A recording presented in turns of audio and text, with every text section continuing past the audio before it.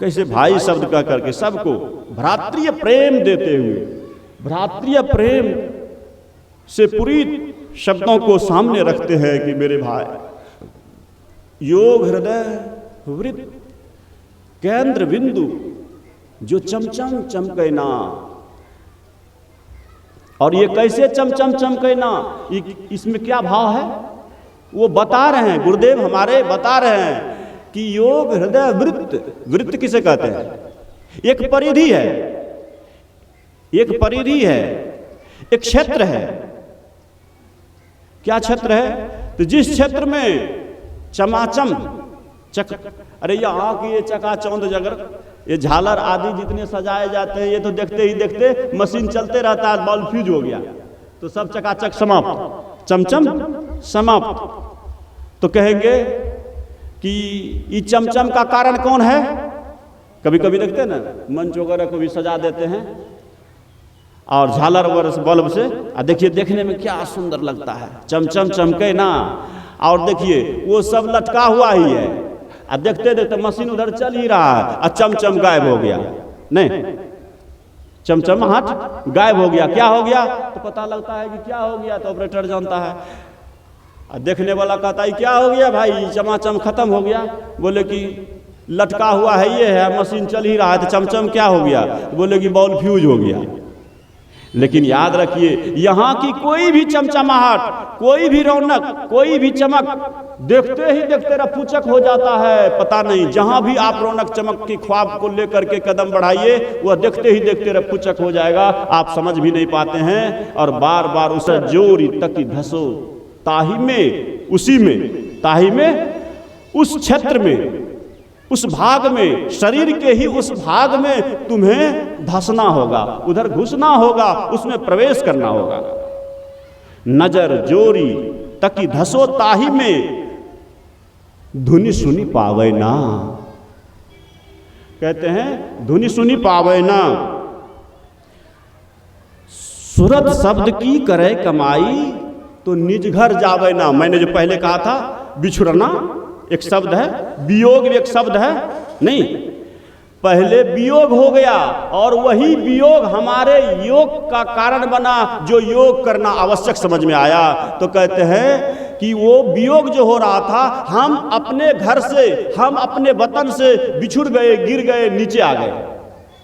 तो कहते हैं फिर क्या होगा? इस योग की क्रिया विशेष से कहते हैं सूरत शब्द की करे कमाई। जैसे ही अंदर में चमचमाहट का दर्शन होगा, बिंद में तहनाद बोले रैन दिवस सुहावनम, बिंदु पीठ भी निर्विद्य तो नादलिंग उपस्थितम, वहां शब्द सुनाई पड़ेगा। और कहते हैं वहां उसमें जब लगा दिए अपनी चेतन वृत्ति को, तो कहते हैं निज घर जावे ना। ने जब निर्णय लिया कि इस जागतिक जीव के सुख का कारण क्या है और इसका सही मायने में इसके जीवन का मूल उद्देश्य क्या होना चाहिए, तो कहते हैं करिए राम। सार आया है कि राम के पद पंकज में स्नेह करना चाहिए, सब कर मत। निर्णायक बिंदु जो सामने आया, जो स्पष्टीकरण हुआ, जो सारगर्भित बिंदु सामने आया है, तो एक स्वर में जजमेंट देते हैं कि ए संसार के लोगों, हमने जो निर्णय लेकर के, शोध करके अंतिम निर्णय पर पहुंचा है, वह है कि इस आसार संसार में पड़े इंसान के लिए एक ही महत्वपूर्ण काम है, वह है कि राम के चरणों में प्रेम करना चाहिए। अगर ऐसा नहीं करते हैं, जो सब करते ही हैं क्या, तो कहेंगे कि सब कैसे सब करते हैं, कम से कम हिंदू सब राम से प्रेम करते हैं। नहीं, आप इतना कह सकते हैं यहाँ पंडाल में बैठे हुए कि और कोई संदेह है कि जो हिंदू होंगे, वैदिक सनातनी होंगे, वह निश्चित रूप से राम से किसी न किसी रूप में स्नेह प्रेम रखते होंगे। कोई जरूरी नहीं, अगर ऐसा भ्रम है ना आपको, तो हमसे सुन लीजिए, ऐसा कोई जरूरी नहीं है। बहुत ऐसे भी हैं हिंदू धर्म में, अगर यहाँ तो बहुत लोग हैं याद दिलाते हैं, अभी कुछ दिन पहले टीवी चैनल के माध्यम से सुने होंगे, राम पर केस करने वाला एक युवा, इधर टीवी चैनल पर सुने होंगे। तो कैसे हुए? भक्त हुए ना, राम के प्रेमी हुए ना, स्नेह करने वाले हुए ना, इधर केस किए, राम के ऊपर कोर्ट में केस दायर कर दिए। बहुत दूर तक बातें फैल गई, मीडिया में आ गया, कोर्ट में गवाह का खोज होना शुरू हो गया। किस विषय पर, तो किस ध्येय से केस किए थे वो भी सुना देते हैं। टीवी में जो आता है तो नेट पर उपलब्ध हो जाता है ना, तो सर्च करके देख भी सकते हैं, मोबाइल जमाना है। तो वो केस किए थे सीता मैया के पक्ष में थे और उसके विपक्ष हो गए भगवान की। ये मनमानी, सब प्रमाण सही का होते हुए हमारी माँ सीता को मनमानी किए भगवान राम ने।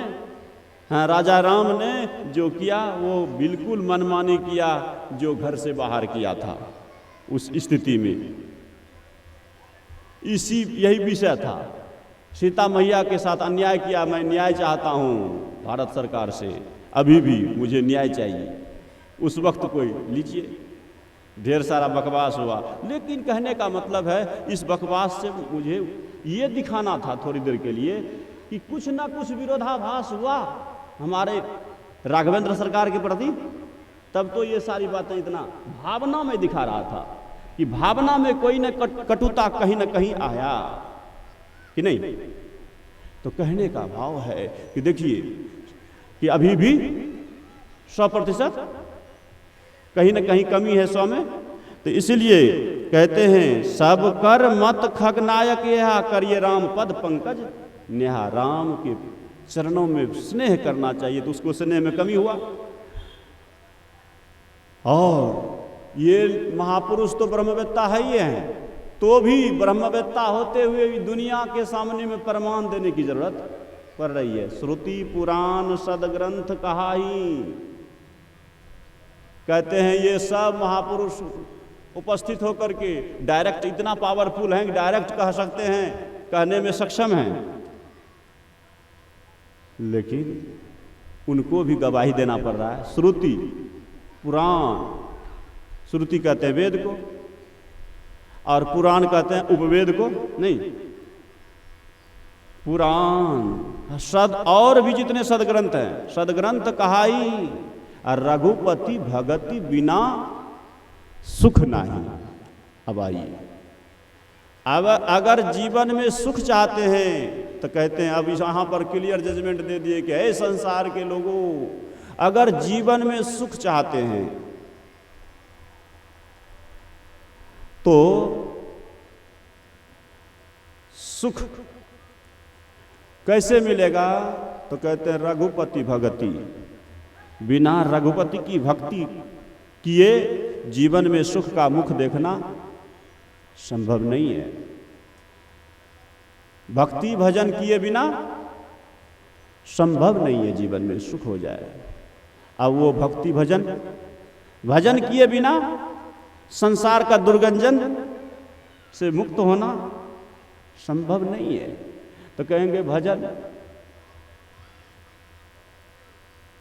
ऐसे समझिए, अब भजन गाना भी, भजन करना, एक कहते हैं भजन वो चनखोल पर, साज पर आदि आदि जो गाना भजन करते हैं, भजन गाते हैं, तो भजन उसको भी लोग कहते हैं। पहले के ज़माने में गुरुदेव के प्रवचन में ये शब्द बार बार आया है। भजन का मतलब ये नहीं, गुरुदेव का हुबहू शब्द है प्रवचन के माध्यम से, कि भजन का मतलब ये नहीं है कि मृदंग चनखोल पर खूब गाना, ये भजन नहीं है। गुरुदेव करने की कृपा किए तो ये नहीं है। अरे भजन करना अंतस साधन करना। और ऐसे हम भजन शब्द से भी, भजन एक शब्द है, तो भजन शब्द का जो लेखनी शैली रूपात्मक का अवलोकन कीजिए तो क्या लेखनी शैली है? भ ज न, नहीं भजन भजन। भ से भव, ज से जन्म, न से नहीं। जिस क्रिया के करने से, जिस काम के करने से भव में जन्म ना हो, जिस क्रिया के करने से भव में जन्म ना लेना पड़े, उसी का नाम है भजन। अब समझ लीजिए वो भजन, वो भजन क्या है? अंतःसाधन। इसलिए भक्ति बिना नहीं निस्तरय, लाख करे जो कोई। कहते हैं भक्ति बिना नहीं निस्तरय।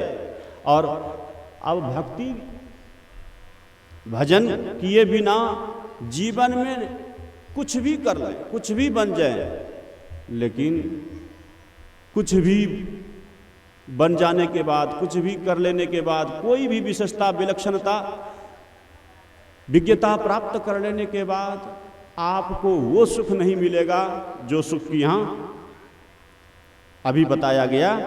रघुपति भगति बिना सुख नाही, और लाख करे जो कोई, इधर बाबा कबीर कहते हैं। तो कहेंगे अब भक्ति शब्द के रूप पर विचार करें। भक्ति क्या, भक्ति क्या है? भजन।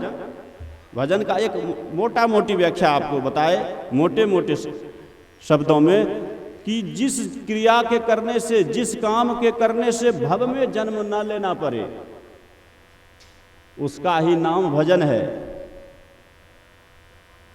अब भक्ति शब्द है एक अपने आप में, तो भक्ति शब्द पर विचार कीजिए। भक्ति क्या है?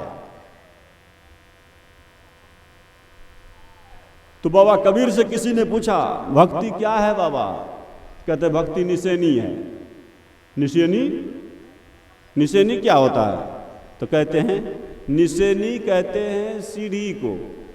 अब सीढ़ी, भक्ति निसेनी, निसेनी यानी सीढ़ी। और सीढ़ी, अब सीढ़ी कैसा होता है देखें? तो कहेंगे बाबा कौन नहीं देखा है? सीढ़ी भी बहुत तरह के होते हैं नहीं? ऐसे सीढ़ी के बारे में समझिए कि एक बांस की सीढ़ी बनाते हैं, और ईंट मसाले का भी बनाते हैं, वो भी सीढ़ी है। बांस का भी बनाते हैं। बाजार में आप लोग देखते हैं दुकान और में स्टील वगैरह का भी, लोहे का भी सीढ़ी होता है नहीं? तो यहाँ ना ही स्टील के, लोहे के, ईंट पत्थर के, और ना बांस के सीढ़ी, लेकिन सीढ़ी की बात आई है नहीं? बाबा कबीर और आप लोग इतने प्रवीण हैं सुनने में, ये सब पंक्ति लगभग याद ही होगा जो थोड़ा थोड़ा भी सत्संग सुनते हैं। तो सीढ़ी की जब चर्चा आई, तो सीढ़ी के हर एक बिंदु पर हम विचार करने में स्वतंत्र है ना, विषयानुसार। तो कहते हैं भक्ति निसेनी है। निसेनी यानी सीढ़ी है।